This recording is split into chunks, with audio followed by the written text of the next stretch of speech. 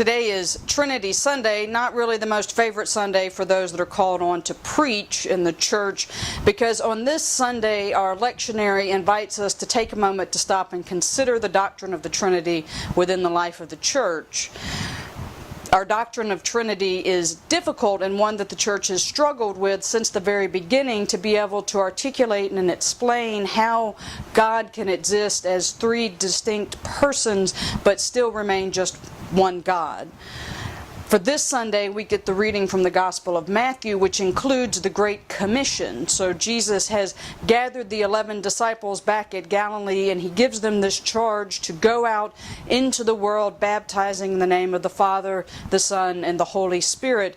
And he also says that all authority from heaven and earth is granted to them to do this. Now, in the life of the church, the Great Commission has been used to spread the gospel throughout the world, but it has also been used at times to suppress indigenous populations and to force people to give up their culture to come into Western Christianity.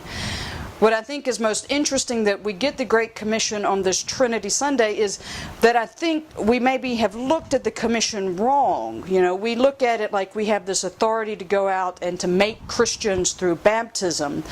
But what Jesus is saying is we have the authority to go out and baptize in the name of the Trinity, Father, Son, and Holy Spirit. And we can talk about what the Trinity means. We can use a lot of different metaphors and analogy, water, ice, vapor. We can talk about the Trinity as lover, beloved, and the love between them. We can talk about the Trinity as dance. But what really comes to the heart of most of those explanations of the Trinity is the notion of a God that exists in relationship.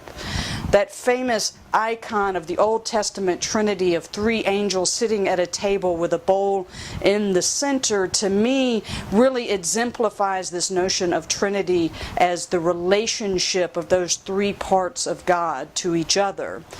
And when Jesus tells us that we can go out and baptize folks in the name of this relational Trinity, that is what I think we should model our evangelism, our mission, and our church on. A church that is built on relationship and conversation and table fellowship. So on this Trinity Sunday, let's stop and think what a church shaped by a doctrine of the Trinity might be. A church shaped by a doctrine of relationship as part of its mission and evangelism.